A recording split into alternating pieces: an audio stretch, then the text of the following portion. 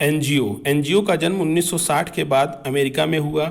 यह स्वैच्छिक संगठन के अंग के रूप में हैं, लेकिन सरकारी नियम कानून के तहत बनाए जाते हैं। इन संस्थाओं का विकास प्रशासन की सहायता में विकल्प के रूप में किया गया है। भारत में इस तरह की संस्थाओं का विकास अनौपचारिक रूप में 1961 के बाद दिखाई देता है। आज़ादी के बाद छठी पंचवर्षीय योजना के तहत एनजीओ को महत्व दिया गया व सातवीं पंचवर्षीय योजना में इसे प्रभावी बनाया गया। एनजीओ समवर्ती सूची के तहत रखे गए हैं, अतः केंद्र व राज्य दोनों स्तर पर इनका पंजीकरण किया जाता है। अनुच्छेद 19(1)(c) के तहत अनौपचारिक रूप से मूल अधिकार की श्रेणी में भी शामिल हो जाते हैं। ये संस्थाएं नागरिक समाज की संस्थाएं हैं जो जनहित के लिए कार्य करती हैं और सामान्यतः सामाजिक स्वार्थ की भावना रखती हैं। ये संस्थाएं बल प्रयोग नहीं करती हैं, अर्थात दबाव की जगह सामाजिकता तथा स्वैच्छिक प्रवृत्तियों पर ज़्यादा बल देती हैं, अर्थात स्वाभाविक रूप से लोगों से मिलजुल कर कार्य करती हैं। ये संस्थाएं सामाजिक, राजनीतिक, प्रशासनिक मामलों में जन भागीदारी को बढ़ावा देती हैं तथा बहुलवादी स्वरूप में दिखाई देती हैं, जैसे ग्रामीण स्तर पर स्थानीय भाषा के साथ लोगों का जुड़ना। एनजीओ का महत्व। एनजीओ स्थानीय स्तर पर लोगों को जागरूक करने, विकासात्मक कार्यों में भागीदारी को बढ़ावा देने में मदद करते हैं, जैसे कमजोर वर्ग के लोगों को सरकारी योजनाओं से अवगत कराना, सरकार पर दबाव डालने के लिए पीआईएल डालना, जैसे 3 तलाक और नोटा जैसे मुद्दे। प्रशासनिक मशीनरी नियम और प्रक्रियाओं में जकड़ी रहती हैं, पूर्वाग्रह से ग्रसित रहती हैं, अतः एनजीओ के माध्यम से प्रशासनिक कार्यों को सरल बनाया जा सकता है, जैसे ग्रामीण स्तर पर संसाधनों का उचित पूर्ण प्रयोग।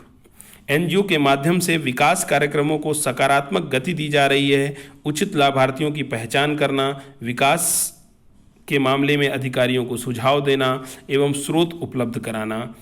एनजीओ जनता व सरकार के बीच में संपर्क सूत्र की भूमिका भी निभाते हैं, क्योंकि आम जनता की समस्या को सरकार एवं अधिकारियों के समक्ष उठाना एनजीओ का काम होता है एवं अनियमितता को उजागर करते हैं, जिससे सरकारी योजनाओं की सफलता बढ़ जाती है। एनजीओ की समस्याएं क्या हैं? एनजीओ व्यवहार में दिखावटी ज़्यादा हैं। इनके सदस्य ग्रामीण क्षेत्रों में जाने की बजाय बड़े शहरों में बैठकर भ्रष्टाचार की आड़ में भ्रष्टाचार करते हैं, विदेशों से प्राप्त धन का दुरुपयोग करते हैं, जिसके कारण पिछले वर्षों में अनेक एनजीओ का पंजीकरण रद्द किया गया है।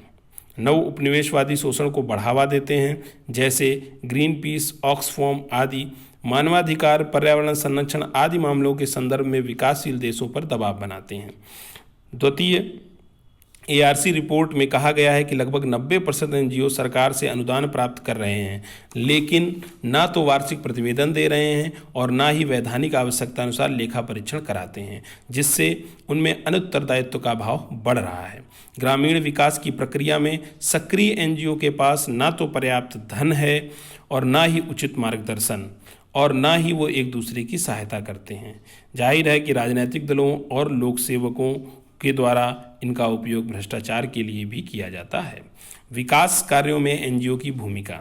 ऐसे कार्य जिन्हें सरकार करने में इच्छुक नहीं होती है, उन कार्यों को एनजीओ के माध्यम से पूरा किया जाता है, जैसे जाति व्यवस्था को लेकर। ऐसे कार्य जिन्हें पूरा करने के लिए राज्य के पास संसाधन अपर्याप्त होते हैं, जैसे शिक्षा, स्वास्थ्य।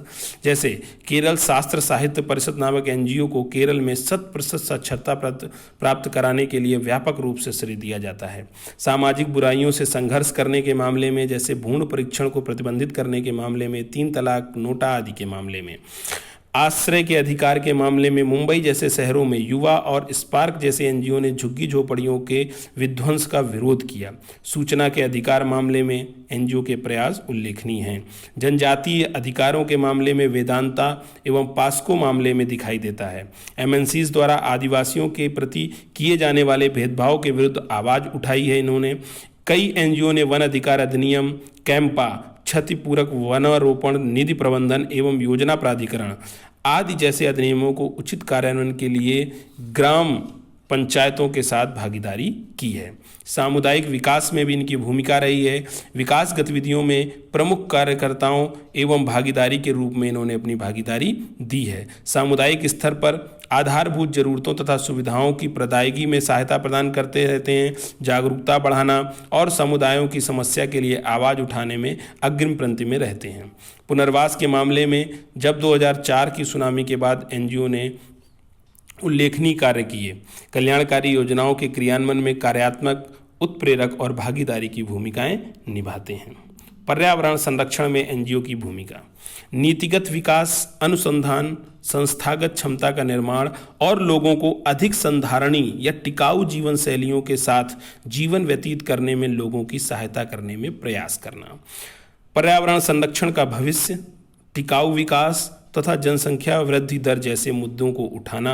एनजीओ द्वारा चलाए गए कुछ अभियान भी इसमें महत्वपूर्ण भूमिका निभाते हैं, जैसे जलवायु परिवर्तन, वन संरक्षण, समुद्री जीवन तथा विविधता का संरक्षण, व्हेलों के शिकार के विरुद्ध अभियान, जीएम फसलों के विरुद्ध अभियान, वन्य जीवों के लिए परमाणु खतरे की रोकथाम के लिए अभियान, रासायनिक और जैविक विषाक्त अपशिष्टों का उन्मूलन, वृक्षारोपण, अपशिष्ट निपटान, केचुआ पालन एवं कंपोस्टिंग को बढ़ावा देने में, जीवाश्म ईंधनों के स्थान पर साइकिल और हरित नवीकरणीय ईंधनों के उपयोग को प्रोत्साहित करने जैसे कार्य करते हैं। सरकार के समक्ष जैव विविधता और जल निकायों पर अतिक्रमण की खतरनाक स्थिति का सूचना प्रमाण प्रदर्शित करते हैं। इनकी रिपोर्ट के द्वारा मीडिया का ध्यान आकर्षित किया जाता है, जनता को शिक्षित करते हैं और उनकी राय को दिशा प्रदान करते हैं। वैश्विक रूप से एनजीओ वैश्विक संधियों को प्रस्तुत करने की क्षमता रखते हैं, जैसे centre for science CSE and environment नामक एनजीओ ने प्रदूषण, खाद्य और पेय में विषाक्त पदार्थों की विद्यमानता एवं अन्य महत्वपूर्ण क्षेत्रों की ओर ध्यान आकर्षित किया है। कुछ महत्वपूर्ण पर्यावरणीय एनजीओ इस प्रकार हैं, जैसे green peas, WWF, Bombay natural history society, the energy research institute, bird life institute. अन्य ऊर्जा अनुसंधान में भी ये महत्वपूर्ण भूमिका निभाते हैं, जैसे नवीकरणीय ऊर्जा के अनुसंधान में। कुछ सुझाव हो सकते हैं कि सरकार द्वारा अनुदान संबंधी नियमों एवं विनियमों को उदारीकृत किया जाना चाहिए। एनजीओ द्वारा निधियों के दुरुपयोग पर अंकुश लगाने के लिए जांच आयोग बनाने चाहिए। यूनिवर्सिटी कॉलेज में सेमिनार और ग्रामीण क्षेत्रों में एनजीओ की